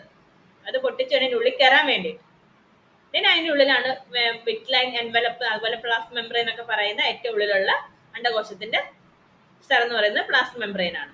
അപ്പോൾ കൊറോണ റേഡിയേറ്റ, സോണ പെലുസിഡ, പ്ലാസ്മ മെംബ്രെയിൻ, ഇങ്ങനെയാണ്. പുറമേന്ന് ഉള്ളിലേക്ക് പോവുകയാണെങ്കിൽ. ഓക്കെ, ഇവിടെ അതാണ് ഓർത്ത് വെക്കേണ്ടത്. അപ്പൊ ഇത് നമ്മൾ ഫെർട്ടിലൈസേഷൻ ചെയ്യാത്തൊരു എഗ്ഗാണ്. അതുകൊണ്ട് മെറ്റാഫേസ് 2 അറസ്റ്റ് ചെയ്യപ്പെട്ടിരിക്കുന്ന ഒരു എഗ്ഗാണെന്നുള്ള കാര്യം ഓർത്ത് വെക്കുക. മെറ്റാഫേസ് 2 നിൽക്കുന്നത് ഫെർട്ടിലൈസേഷൻ നടന്നാൽ മാത്രമേ മെറ്റാഫേസ് 2 കംപ്ലീറ്റ് ആയി മെയോസിസ് 2 കംപ്ലീറ്റ് ആവുകയുള്ളൂ. ഓക്കെ, ഇനി ഇമ്പോർട്ടന്റ് ആയ ഏരിയ ആയിരുന്നു സ്പെർമാന്റെ കൺസ്ട്രക്ഷൻ എക്സ്പെരിമെന്റ്. അത് മറ്റൊന്നുമല്ല, അതായത് സയന്റിസ്റ്റ്, സ്പെർമ എന്ന് പറഞ്ഞ സയന്റിസ്റ്റ് ന്യൂട്ടിന്റെ, നമ്മുടെ തവളേന്റെ വർഗത്തിൽപ്പെട്ട ന്യൂട്ടിന്റെ എഗ് എടുത്തു. ബീജസങ്കലനം നടന്ന എഗ്, ബീജസങ്കലനം നടന്ന് തൊട്ട് പിന്നാലെ എഗ് എടുത്തിട്ട് ഒരു കുഞ്ഞിന്റെ മുടി ഉപയോഗിച്ച് ലാസോ എന്ന് പറയും, നന്നായി മുറുക്കി. ഇവിടെ നോക്കൂ, നന്നായിട്ട് മുറുക്കി. അവിടെ പിന്നെ ഡിവിഷൻ നടക്കുകയാണ്. പക്ഷെ ന്യൂക്ലിയർ ഡിവിഷനൊക്കെ ഒരു സൈഡിലേക്ക് മാത്രമായി. ന്യൂക്ലിയർ ഡിവിഷനൊക്കെ ഒരു സൈഡിലേക്ക് മാത്രമായി പോയി. ദെൻ 16 സെൽ സ്റ്റേജിൽ എത്തുമ്പോൾ അതിൽ ഒരു ന്യൂക്ലിയസ് ഇപ്പുറത്തെ ഒരു ബ്ലാസ്റ്റോമറിലേക്ക് വരും. കെട്ടിയിരുന്നെങ്കിലും ഇതിനിടയ്ക്ക് കൂടെ ഒന്ന് വരും. ദെൻ ഇതിനെ വീണ്ടും എന്ത് ചെയ്തു സയന്റിസ്റ്റ് നന്നായിട്ട് മുറുക്കി, സെപ്പറേറ്റ് ചെയ്യുന്ന രീതിയിൽ നന്നായിട്ട് മുറുക്കി. ദെൻ വീണ്ടും ഡിവിഷൻ അനുവദിച്ചു. അപ്പോൾ ഇവിടെ സംഭവിച്ചത് എന്താണ്? 14 ദിവസം കഴിഞ്ഞ് കാണുമ്പോൾ ഈ ഒരു ബ്ലാസ്റ്റോമറിൽ ഫോം ചെയ്ത് നോക്കൂ, കുറച്ചൊരു ഹൈലി ഡെവലപ്ഡ് ആയിട്ടൊരു ന്യൂട്ടനെ കാണാൻ നമുക്ക് സാധിച്ചു. എന്നാൽ ഇവിടെ ഡെവലപ്പ് ചെയ്തിട്ടുണ്ട്, ഒരു കുഴപ്പമില്ല. പക്ഷെ ഇതിനെ മറ്റൊന്നിനെക്കാട്ടും എന്താ പറയാ, ഡെവലപ്പ് കുറവാണ്, വികസനം കുറവാണ്. പക്ഷെ ഡെവലപ്പ് ചെയ്തു. ഇത് നമുക്ക് മനസ്സിലായി. നമ്മുടെ ഈ പരീക്ഷണത്തിൽ നിന്ന് ആദ്യകാല ഉഭയജീവികളുടെ ആംഫിബിയൻസിന്റെ അണുകരിച്ച ന്യൂക്ലിയസുകൾ ജനിതകമായി സമാനമാണെന്നും ഓരോ കോശത്തിനും ഒരു മുഴുവൻ ജീവിയെ സൃഷ്ടിക്കാൻ കഴിയുമെന്ന് സ്പെർമ നിഗമനമാണ്. കാരണം ഒരു ന്യൂക്ലിയസ് വന്നപ്പോൾ ഇവിടെ വികസനം നടന്നില്ല എന്നൊന്നുമില്ലല്ലോ. വികസനം നടന്നു, മറ്റേ കുറച്ചുകൂടി അത്രയും വികസിച്ചിട്ടില്ലെന്നേ ഉള്ളൂ. പക്ഷെ ന്യൂട്ടൺ ഉണ്ടായിട്ടുണ്ട്. അപ്പം ജനിതകപരമായി എന്താണ്, ഈ ന്യൂക്ലിയസ് എല്ലാം സെയിം ആണെന്ന് സ്പെർമ നിഗമനത്തിലെത്തി. ഞാൻ വീണ്ടും 2 എക്സ്പെരിമെന്റ് ചെയ്തു. ഓക്കെ, പിക്ചർ വെച്ച് നോക്കാം. ഇതില് ഫസ്റ്റ് ഇമേജ് നോക്കൂ. എയില് ഇവിടെ കണ്ടോ, ഇയാള് ആ ക്ലീവേജ് നടത്തിയപ്പോ ഈ ഗ്രേ ക്രസന്റ്, ഫസ്റ്റ് ക്ലീവേജ് നടത്തിയപ്പോ ഗ്രേ ക്രസന്റ് എന്ന് പറയുന്ന ഭാഗം 2 ബ്ലാസ്റ്റോമിയറിലും വരുന്ന രീതിയിൽ ആള് ക്ലീവേജ് നടത്തി. 2 ബ്ലാസ്റ്റോമിയറിലും ഈക്വൽ ആയിട്ട് വരുന്ന രീതിയിൽ, ഗ്രേ ക്രസന്റ് വരുന്ന രീതിയിൽ ക്ലീവേജ് നടത്തി. ദെൻ അത് ഡെവലപ്പ് ചെയ്തപ്പോൾ നോർമൽ ഡെവലപ്പ് ഉണ്ടായി. നോർമൽ ഡെവലപ്പായി ലാർവ ഇവിടെ കിട്ടിയിട്ടുണ്ട്. ദെൻ അടുത്ത ഒരു സെയിം തന്നെ അയാൾ മറ്റൊന്ന് ചെയ്തു. ഈ ഗ്രേ ക്രസന്റിനെ ഒരു ബ്ലാസ്റ്റോമിയറിലേക്ക് മാത്രം കോൺസെൻട്രേറ്റ് ചെയ്ത് ക്ലീവേജ് നടത്തി. ഇവിടെ ഇത് ആബ്സെന്റ് ആണ്. ഈ ഗ്രേ ക്രസന്റ് ഒന്നിൽ മാത്രമായി. ആ ഗ്രേ ക്രസന്റ് ഉള്ള ഭാഗം ബ്ലാസ്റ്റോമിയർ നോർമൽ ഡെവലപ്പ് നടത്തി. എന്നാൽ ഈ ഒരു ഭാഗമോ ഒരു ബെല്ലി പീസ്, സ്പെർമ ബെല്ലി പീസ് എന്ന് പറയും, ഒരു അസംഘടിത കോശപിണ്ഡം, അതാണ് ബെല്ലി പീസ്. ഇവിടെ നോർമൽ ഡെവലപ്പ് നടന്നില്ല. ഇവിടെ എന്താ, ഗ്രേ ക്രസന്റ് എന്ന് പറഞ്ഞൊരു ഭാഗം മിസ്സിംഗ് ആണ്. ഇവിടെ ആ ഗ്രേ ക്രസന്റ് എന്തോ പ്രാധാന്യം ഉണ്ടെന്ന് മനസ്സിലായല്ലോ. എന്താണ് ഗ്രേ ക്രസന്റ് എന്ന് വെച്ചിട്ടുണ്ടെങ്കിൽ, പുംബീജത്തിന്റെ നുഴഞ്ഞുകയറ്റത്തിന്, പുംബീജം കയറുന്നതിന്റെ എതിർവശത്തുള്ള കോർട്ടിക്കൽ മേഖലയിൽ കാണപ്പെടുന്ന ഭാഗമാണിത്. ഇത് ഭ്രൂണത്തിന്റെ ഭാവി ഡോർസൽ വശത്തെ അടയാളപ്പെടുത്തുന്നു. ആ ഭ്രൂണം വലുതാവുമ്പോൾ ഭാവിയിൽ അതിന്റെ ഡോർസൽ പിൻഭാഗം ഏതാണോ ആവണ്ടേ അതിനെയാണ് ഈ ഗ്രേ ക്രസന്റ് അടയാളം വെക്കുന്നത്. ജീവിയുടെ ഭാവിയിലെ പിൻഭാഗത്ത് ഗ്യാസ്ട്രേഷൻ ആരംഭിക്കുന്നു. അവിടെയാണ് ഈ ഒരു ഗ്രേ ക്രസന്റിന്റെ ഭാഗത്താണ് ഗ്യാസ്ട്രലേഷൻ, നേരത്തെ പറഞ്ഞ ഗ്യാസ്ട്രലേഷൻ ഇല്ലേ, അത് ആരംഭിക്കുന്നത്. അപ്പം അത് ആബ്സെന്റ് ആണെങ്കിൽ എന്ത് സംഭവിക്കും? ഗ്യാസ്ട്രേഷനും സംഭവം ഒന്നും നടക്കില്ല. വെറും സെല്ലിന്റെ കൂട്ടം മാത്രമായിട്ട് ആ ഒരു ഭാഗം വളർന്നത്. അവിടെ എൻഡോഡേമോ മീസോഡേമോ എക്ടോഡേമോ ഒന്നും ഉണ്ടായില്ല. ഗ്യാസ്ട്രേഷൻ നടന്നില്ല, ഒരു സെൽ മൂവ്മെന്റ് ഇവിടെ നടന്നില്ല, ഓരോ അവയവങ്ങളോ കാര്യങ്ങളോ ഒന്നും ഉണ്ടായില്ല ആ ഗ്രേ ക്രസിന്റെ ഡെഫിഷ്യൻസി മൂലം. അപ്പൊ ഗ്രേ ക്രസിന്റെ ഇമ്പോർട്ടൻസ് ആണ് അങ്ങനെ അവിടെ തെളിയിച്ചത്. ക്ലിയർ ആണോ? ക്വസ്റ്റ്യൻ വരുമെന്ന് അറിയില്ല, നമുക്ക് നോട്ട് മാത്രമേ തന്നുള്ളൂ. അപ്പം അറിയാത്തവർക്ക് വേണ്ടിയാണ് ഞാൻ ഇപ്പം പറഞ്ഞിരിക്കുന്നത്. ക്ലിയർ ആണല്ലോ?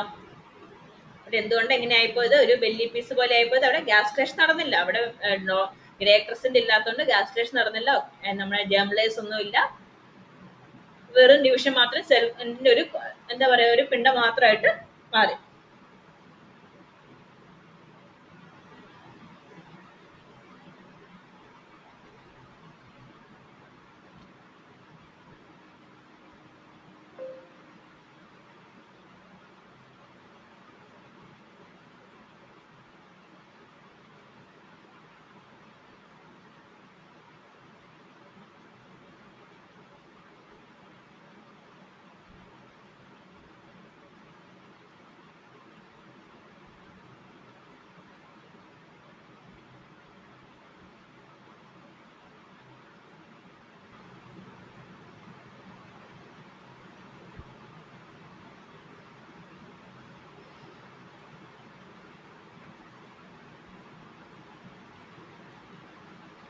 ഇനി അടുത്ത സ്ലൈഡ് ഞാൻ കൊടുത്തിരിക്കുന്നത് ക്ലോൺഡ് ആനിമൽസിന്റെ പേരാണ്. കൂടുതലൊന്നും ഞാൻ പറയുന്നൊന്നുമില്ല, നിങ്ങൾ നോട്ട് തന്നിട്ടുണ്ട്. ഷീപ്പ്, അതേപോലെ കാറ്റ്, ഡോഗ്, ഈ പേരുകൾക്ക് ഓർത്ത് വെക്കുക. First cloned mammal from adult cell ഏതാണ്? ഡോളി എന്നറിയപ്പെടുന്ന ഷീപ്പ്, റാഡാണ്. ഓക്കെ, ഇത് നോട്ട് ചെയ്ത് വെക്കുക. ദെൻ അടുത്തതാണ് പ്ലാസന്റ ടൈപ്പുകൾ. Okay, placenta ടൈപ്പുകൾ.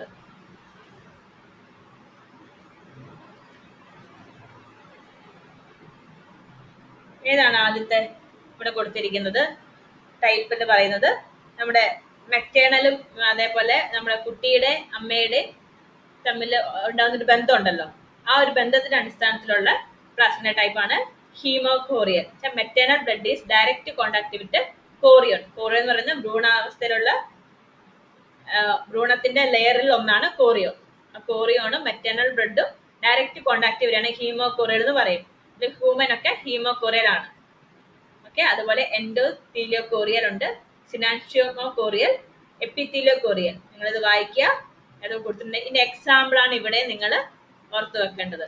ഓരോന്നിന്റെ example, placenta type, അതിന് വരുന്ന എക്സാമ്പിൾ.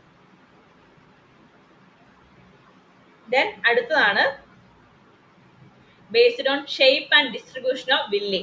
നമുക്കറിയാം നമ്മുടെ ഫിംഗർ ലൈക്ക് സ്ട്രക്ചർ ഉണ്ട് പ്ലാസന്റയുടെ മുകളിൽ. ആ ഒരു സ്ട്രക്ചറിന്റെ ഡിസ്ട്രിബ്യൂഷൻ അനുസരിച്ചുള്ള അടുത്ത ക്ലാസിഫിക്കേഷൻ ആണിത്. അവിടെ ആ സൈഗോട്ട് മൊത്തമായിട്ട് വില്ലേജ് സ്പ്രെഡ് ചെയ്യുകയാണെങ്കിൽ ഡിഫ്യൂസ് എന്ന് പറയും, ഡിഫ്യൂസ് പ്ലാസന്റ. ഹോഴ്സിലും പിഗിലും ഒക്കെ കാണുന്ന ഡിഫ്യൂസ് പ്ലാസന്റ. അതേപോലെ കോർട്ടിനറി, പാച്ചസ് ആയിട്ട് ഇങ്ങനെ കഷ്ണം ഗ്രൂപ്പ് ആയിട്ട് കാണുകയാണെങ്കിൽ ഈ വില്ലേനെ ഫിംഗർ ലൈക്ക് സ്ട്രക്ചർ ഗ്രൂപ്പ് ആയിട്ട് കാണുകയാണെങ്കിൽ എന്ത് പറയും? കോട്രിഡൻ എന്ന് പറയും. ആ ഓരോ ഗ്രൂപ്പിനെയും കോട്രിഡൻ എന്ന് പറയും. കോർട്ടിനറി പ്ലാസന്റ എന്ന് പറയും. കൗവിലും ഷീപ്പിലും ഗോട്ടിലും ഒക്കെ കാണുന്നത് ഏതാണ്? കോർട്ടിനറി ആണ്.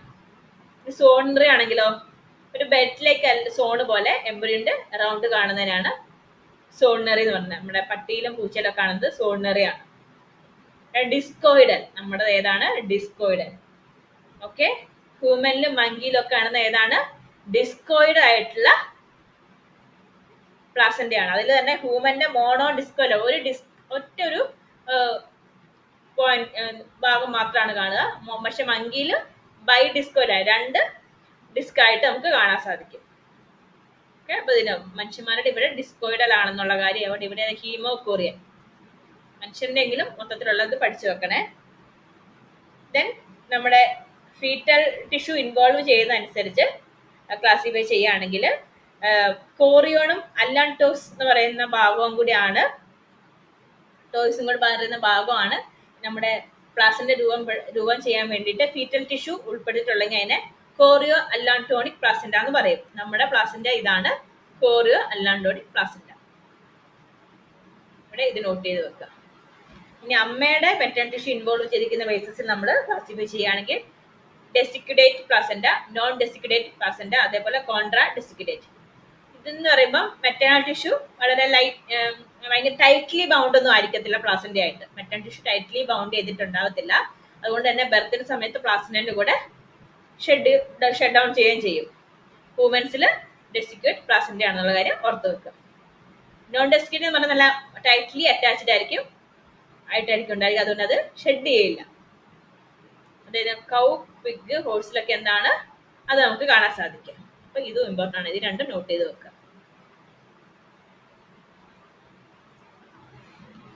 നമുക്ക് കുറച്ച് ക്വസ്റ്റ്യൻസ് ചെയ്യാം. പ്ലാസന്റ എന്നുള്ള ക്വസ്റ്റ്യൻസ് ആണ്. ഏത് തരം പ്ലാസന്റയിലാണ് മാതൃ രക്തം കൊറിയോണിക് എപ്പിത്തീലിയവുമായി നേരിട്ട് സമ്പർക്കത്തിൽ വരുന്നത്?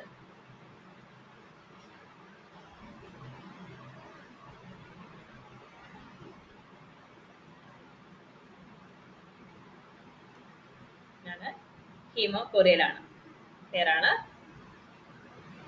സംശയമില്ലല്ലോ. ആ ഒരു ടേബിള് എല്ലാവരും ഒന്ന് പഠിക്കണേ.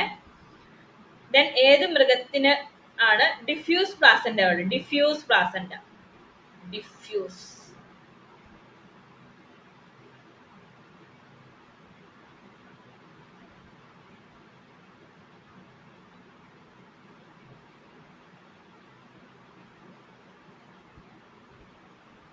Diffuse placenta.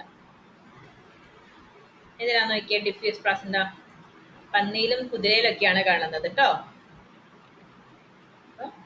സി ആണ് ആൻസർ, പന്നി. കോട്ട്ലണറി പ്ലാസന്റ ഇത് ഏതിന്റെ ആണ്? നമ്മൾ പറഞ്ഞ പാച്ചസ് ആയിട്ട് കാണും, ഓരോ പാച്ചിനെ ഓരോ കോട്ട്ലൺ എന്ന് പറയും. ഇത് ഏതെല്ലാം കാണുന്നത്? സിമ്പിൾ ആണ്, പശു, ആട് പോലുള്ള ഇതിലാണ് കാണുന്നത്. അപ്പൊ ഇവിടെ അത് ആട്, B. Okay. Zonary placenta, zonary placenta ഏതിലാണ്?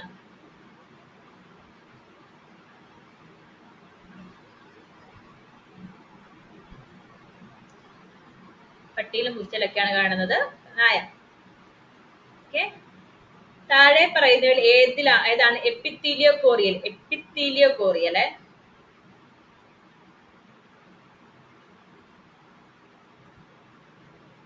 എപ്പിത്തീലിയോ കോറിയൽ അതിന്റെ പ്രത്യേകത എന്താണെന്ന് നോക്കിയേ.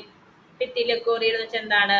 Chorion in contact with uterine epithelium. Uterine epithelium contact വരുന്നതിനാണ് പറയുന്നത്. ഏതാണ്? നമുക്ക് തന്നിരിക്കുന്ന എക്സാമ്പിളില് പന്നിയാണ്, പിഗാണ്. ഡിസ്കോയിഡൽ പ്ലാസന്റ കണ്ടു. ഇപ്പൊ പല ടൈപ്പ് ക്ലാസിഫിക്കേഷൻ ഉള്ളത് കൊണ്ട് തന്നെ നമുക്ക് വളരെ കൺഫ്യൂഷൻ ആവും. അപ്പൊ നിങ്ങൾ മാക്സിമം നിങ്ങളുടെ രീതിയിൽ എന്തെങ്കിലുമൊക്കെ എന്താ പറയാ, നമ്മൾ ഈ ട്രിക്കൊക്കെ പറയില്ലേ, അത് ഉണ്ടാക്കി പഠിക്കുക. ഡിസ്കോയിഡൽ പ്ലാസന്റ കാണുന്നതിലാണ് ഡിസ്കോയിഡൽ പ്ലാസന്റ. മനുഷ്യൻ, ഒരു സംശയമില്ലല്ലോ. മോണോ ഡിസ്കോയിലാണ് മനുഷ്യൻ ഓർക്കുക, ബൈ ഡിസ്കോയിൽ കുരങ്ങന്മാരിലൊക്കെയാണ്. ദെൻ പോഷക കൈമാറ്റത്തിന് ഏറ്റവും കാര്യക്ഷമമായ പ്ലാസന്റ ഏത് തരമാണ്? പോഷക കൈമാറ്റത്തിന് ഏറ്റവും കാര്യക്ഷമമായ പ്ലാസന്റ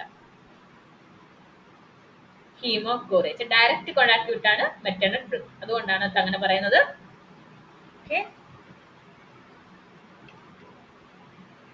ദെൻ നമുക്ക് പഠിക്കാനുള്ള സിലബസ് ടോട്ടിപ്പൊട്ടൻസി, യൂണിപ്പൊട്ടൻസി, പ്ലൂരിപ്പൊട്ടൻസി അല്ലെ. ക്വസ്റ്റ്യൻസ് സ്വയം ചെയ്ത് നോക്കാം. ഒരു ജീവിയുടെ ഒരൊറ്റ കോശത്തിന്റെ വിഭജനം കൊണ്ട് എല്ലാ വ്യത്യസ്ത കോശങ്ങളെ ഉത്പാദിപ്പിക്കാനുള്ള കഴിവിനെ നമ്മൾ എന്ത് വിളിക്കും? പ്ലൂറിപ്പൊട്ടൻസി, മൾട്ടിപ്പൊട്ടൻസി, ടോട്ടിപ്പൊട്ടൻസി, യൂണിപ്പൊട്ടൻസി ആണ്. ടോട്ടിപ്പൊട്ടൻസി, ടോട്ടൽ അല്ലേ, ടോട്ടിപ്പൊട്ടൻസി. മൃഗങ്ങളിൽ ഇനി പറയുന്ന കോശങ്ങളിൽ ഏതാണ് ടോട്ടിപ്പൊട്ടന്റ്? നമ്മൾ ഏതാണ് ടോട്ടിപ്പൊട്ടന്റ് എടുക്കാൻ ഒരു എക്സാമ്പിൾ കോശത്ത് ഏതാണ്? സിദ്ധാന്തമാണ്, സിദ്ധാന്തം. സൈഗോട്ടിനാണ് ഒരു ടോട്ടിപ്പൊട്ടന്റ് സെൽ എന്ന് പറയാം. ഓക്കെ. പ്ലൂരിപ്പൊട്ടന്റ് കോശങ്ങൾക്ക് ഇന്നതൊഴിച്ച് ഉണ്ടാക്കാനുള്ള കഴിവുണ്ട്. എന്ത് ടൈപ്പ് കോശങ്ങൾ ഉണ്ടാക്കാനുള്ള കഴിവുള്ള? ചിലത് ഒഴിച്ചാല് ബാക്കിയെല്ലാം, അല്ലെങ്കിൽ എന്ത് ഉൾപ്പെടുത്തി എന്ത് ഉണ്ടാക്കാൻ പറ്റുന്ന കോശങ്ങളാണുള്ളത്? സി അല്ലെ. പ്ലാസന്റ അല്ലാത്ത എല്ലാ ശരീര കോശങ്ങൾക്കും ഉണ്ടാക്കാനുള്ള കഴിവ് ആർക്കുണ്ട്? പ്ലൂരിപ്പൊട്ടന്റ് കോശങ്ങൾക്ക് ഉണ്ട്. ഏത് തരം കോശമാണ് യൂണിപ്പൊട്ടന്റ്? താഴെ തന്നിരിക്കുന്ന ഏതോ ഒന്ന് യൂണിപ്പൊട്ടന്റ് ആണ്. ഒരൊറ്റ ഒന്നേ അതിൽ നിന്ന് ഉണ്ടാക്കാൻ പറ്റുള്ളൂ. Zygote, skin stem cell, haematopoietic stem cells, neuron.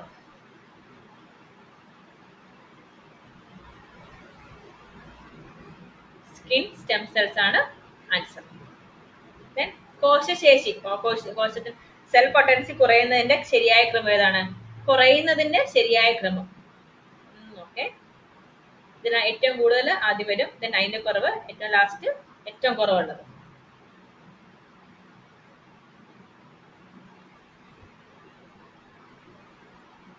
ടോട്ടിപ്പൊട്ടന്റ്, പ്ലൂരിപ്പൊട്ടന്റ്, യൂണിപ്പൊട്ടന്റ്. സംശയമൊന്നുമില്ലല്ലോ. മൊത്തം സെൽ ഉണ്ടാക്കാം. അത് പ്ലാസ്റ്റിൽ വെച്ച് ബാക്കി എല്ലാ കോശങ്ങളും ഉണ്ടാക്കാം. ഇതൊരൊറ്റ സെല്ലിലേക്ക് മാത്രം നമുക്ക് ഉണ്ടാക്കാൻ പറ്റത്തുള്ളൂ. ഓക്കെ. ഇതൊരു പ്രീവിയസ് ഇയർ ക്വസ്റ്റ്യൻ ആണ്, നമ്മുടെ 2022 ക്വസ്റ്റ്യൻ ആണ്. ക്യുമുലസ് ഊഫോറസ് കാണപ്പെടുന്നത് എവിടെയാണെന്നാണ് ചോദിച്ചിരിക്കുന്നത്. ഗ്രാഫിയൻ ഫോളിക്കിളിൽ, യൂട്രസിൽ, ബൾബോ യൂറത്തിൻ ഗ്ലാഡിൽ, എപ്പിഡൈമസിൽ. എവിടെയാണ് കാണുന്നത്? ഓവിയറിൻ ഫോളിക്കിളിൽ, നമ്മുടെ മിച്ചറായിട്ടുള്ള ഓവറിന്റെ മിച്ചറായിട്ടുള്ള ഗ്രാഫിയൻ ഫോളിക്കിൾ എന്ന് പറയും. ഓവറിൽ കാണുന്നതാണ്, ഊസൈറ്റിൽ കാണുന്നതാണ്, അവിടെയാണ് ഇത് കാണുന്നത്. അപ്പൊ ഊസൈറ്റിന്റെ സ്ട്രക്ചറിൽ നിന്നാണ് ഈ ഒരു ക്വസ്റ്റ്യൻ വന്നിട്ടുള്ളത് കേട്ടോ. ഈ ഒരു ഭാഗം വായിച്ചിട്ട് പോവുക. Cumulus oophorus. നിങ്ങൾ എല്ലാവരും പ്രീവിയസ് ഇയർ ക്വസ്റ്റ്യൻ ഇത് കണ്ടിട്ടുണ്ടാവും. അതാണ് ഞാൻ ഇവിടെ ഡിസ്കസ് ചെയ്തത്. ഇവിടുന്ന് വന്നേന്നൊരു ഡൗട്ട് വരണ്ട. നമ്മുടെ ഡെവലപ്മെന്റ് ബയോളജി എന്ന് പറഞ്ഞ ക്വസ്റ്റ്യൻ തന്നെയാണ്. Found within mature follicle of the ovary.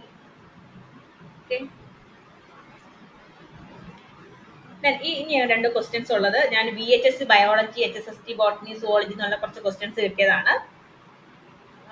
From the carbohydrate എന്നുള്ള നമ്മൾ പഠിച്ചതാണ്. From the carbohydrate mention below which one is disaccharide. Disaccharide ഏതാണ്? VHS ബയോളജിയിലെ ക്വസ്റ്റ്യൻ ആണ് തോന്നുന്നു. ക്വസ്റ്റ്യൻസ് വരുന്ന ഒരു രീതി അറിയിക്കാൻ വേണ്ടിയിട്ടാണ് ഞാനത് ക്വസ്റ്റ്യൻ ഇൻവോൾവ് ചെയ്തത്. സംശയമൊന്നുമില്ല. Maltose. The entrance of more than one sperm during fertilization resulting in the aneuploid is called. Fertilization സമയത്ത് ഒന്നിൽ കൂടുതൽ സ്പേം എൻ്റർ ചെയ്യുകയാണെങ്കിൽ, സ്പേം ഓവത്തിനുള്ളിലേക്ക് എൻ്റർ ചെയ്യണം, നമ്മൾ അതിന് എന്ത് പറയും? പേര് തന്നെയുണ്ട്, പോളിസ്പെർമി.